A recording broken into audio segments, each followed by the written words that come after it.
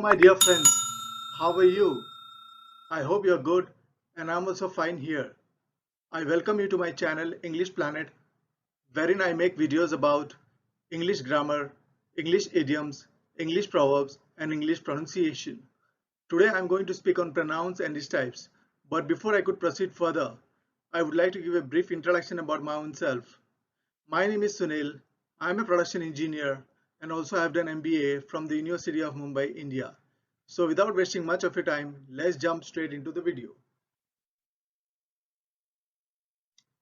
In today's lecture, I'm going to cover definition and advantage of pronouns.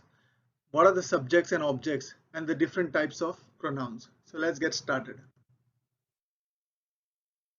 Now, what is a pronoun? Pronoun is a word which is used instead of a noun. Now, what is a noun? Noun is a name of a person, place, animal, or thing. So, pronoun is a word which replaces the noun. For example, he, she, her, him, it, they, I are all pronouns. Now, what is the advantage of pronouns? Why do we want to use pronouns? Well, it reduces repetition and makes the sentence easier to read. How? Let's see an example. Just have a look at this paragraph. I'll read out the paragraph to you. Michael is 10 years old. Michael lives in Mumbai. Michael studies in St. Francis High School. Michael has one sister. Michael's sister's name is Lily. Michael loves Michael's sister very much. If you see, the sentence is full of repetitions. It's very boring to read. It's not easy to read. It's very boring to read. Now we'll use pronouns in this paragraph, and let's see how the sentence becomes after using pronouns. After using pronouns, the sentence becomes Michael is 10 years old. He lives in Mumbai. He studies in St. Francis High School. He has one sister. Her name is Lily. He loves his sister very much. So you see, the repetitions have reduced considerably and it's easier to read. So that is the power of pronouns. That is the advantage of using pronouns. Now, before I could proceed further, let's have a look at what is a subject and what is an object, because you would be needing this in the further slides. A subject is a person, place, or thing that performs the action. Subject is the doer of the action. So, subject is the person, place, or thing that performs the action. Subject is basically the doer of the action. For example, Ram is going to the market. Who is the doer of the action? Ram. The sentence is about whom? Ram. So, Ram is the subject. He bought an ice cream. The sentence is about whom? He. Who is the doer of the action? He. So, he is the subject. Now, what is an object? An object basically receives the action. Object basically receives the action. Now, there are two kinds of objects, direct and indirect. In case you want to find out a direct object in a sentence, you have to ask the questions what or whom. An indirect object is basically the receiver of the action.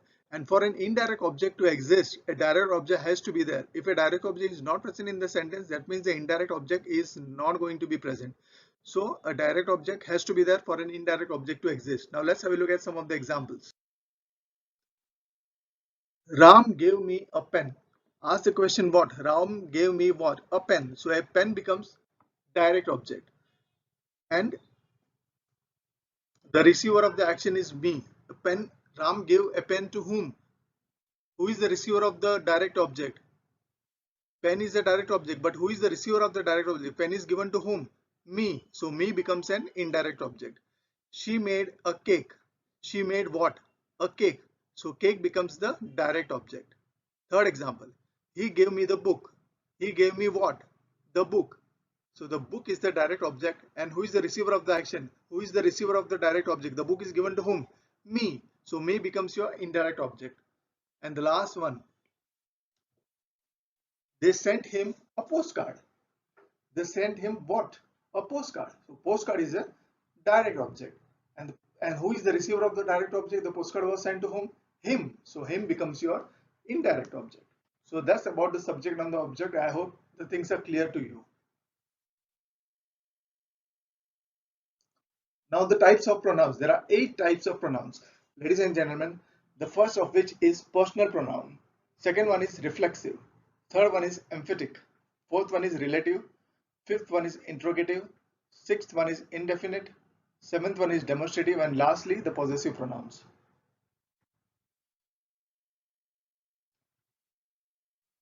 Now personal pronouns. Personal pronouns are of two types, subjective and objective. They refer to a specific person or thing. Subjective pronoun, as you have seen in the past, subject, what does it do? It performs the action. It is the doer of the action. For example, I, you, he, she, we, they, who are all subjective pronouns. They act as the subject of the substance. They are the doer of the action. For example, I walked directly to the party. So the sentence, who is the doer of the action? Walked is the verb. So who is the doer of the action? I. I walked. So I is the subjective pronoun. You showed up late. Showed is the verb. Who showed up late? You. So you is the doer of the action. So you becomes the subjective pronoun. She was annoyed. She is the doer of the. She is the sentence is about she. Who was annoyed? She. So she was. She becomes the subjective pronoun. Now the objective pronoun. Objective pronouns like objects, they receive the action. They are the receiver of the action. They are me, you, him, her, us, them and whom. They will always come at the end of a substance. They act as the object of the sentence. For example, Peter sang the song. Who is the receiver of the subject? Object. Peter sang the song to whom? To me. So me becomes your objective pronoun. Missing the train will cause us to be late. So who is the receiver of the action? Missing the train is an action. So who is the receiver of the action? Us. So us becomes the objective pronoun. Now the reflexive pronoun. Examples of reflexive pronouns are myself, yourself, himself, herself, itself, yourselves, themselves and ourselves. Always add self to the pronoun. So it becomes a reflexive pronoun. Here the subject and object are the same persons. How? Let's see that. Examples. John reminded himself that he had to try harder. So himself is your reflexive pronoun. If I write John himself reminded that he had to try harder, so in that case himself would be an emphatic pronoun because you are laying more emphasis on himself. But here emphasis is not laid on himself. It is just in the sentence. So John reminded himself that he had to try harder is a reflexive pronoun. Himself is a reflexive pronoun. You are old enough to dress yourself. So yourself becomes your reflexive pronoun. Suddenly I found myself in a dark corner. Myself is a reflexive pronoun. The dog covered itself with dirt. Itself becomes your reflexive pronoun. If I say the dog itself, I'm laying more emphasis on itself. The dog itself covered with dirt. Itself covered with dirt. So itself becomes your emphatic pronoun. We shall see that in the later slides. Now emphatic pronouns. Emphatic pronouns are the pronouns used for emphasizing or highlighting the noun or the pronoun. Okay. Examples are similar to reflexive pronoun. Myself, himself, herself, itself and so on.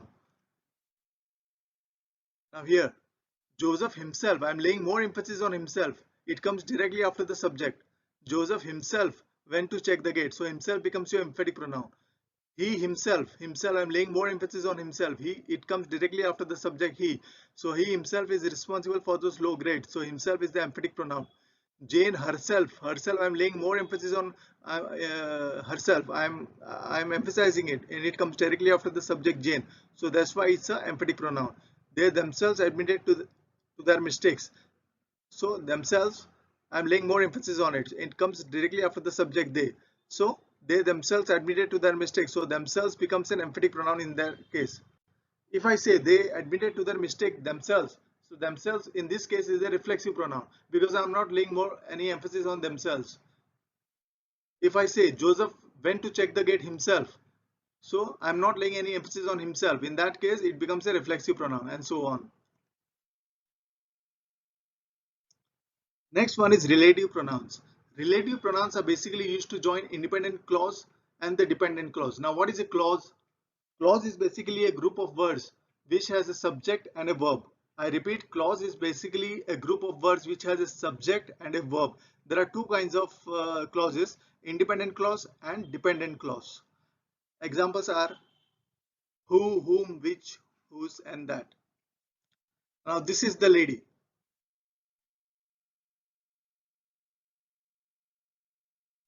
This is the lady is a independent clause and help me is a dependent clause.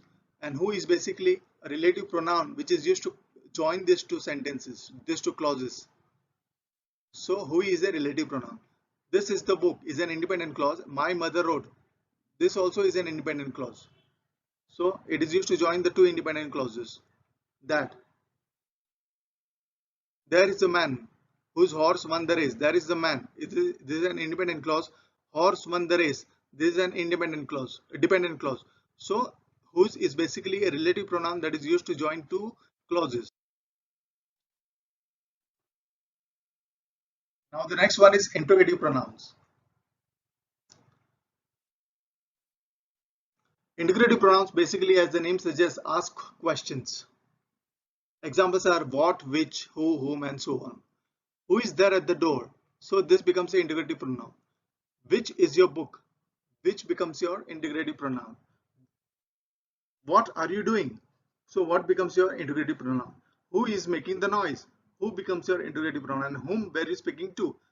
Whom becomes your interrogative pronoun.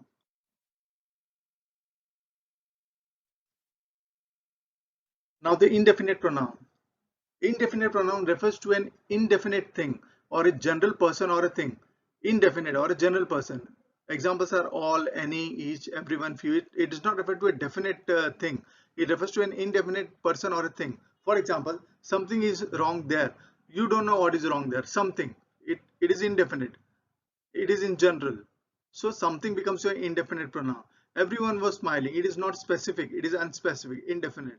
Everyone was smiling, so everyone becomes your indefinite pronoun. It's a general. It's in general you're saying it. No, you're not saying specifically that who is smiling. Everyone was smiling, so it's an indefinite pronoun.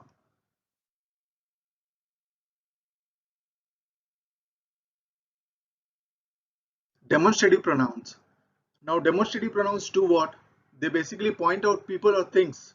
There are four demonstrative pronouns. This, that, these, and those. Very simple. Are you following, ladies and gentlemen? I hope you are following. Examples. Those are my neighbor's dogs. So those becomes your demonstrative pronoun. This is my bicycle. So this becomes your demonstrative pronoun. These are cakes and those are burgers. So this becomes your demonstrative pronoun. And finally, that is my bag. So that becomes your demonstrative pronoun. Simple.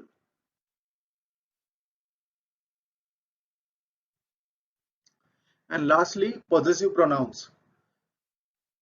It points towards the owner of something.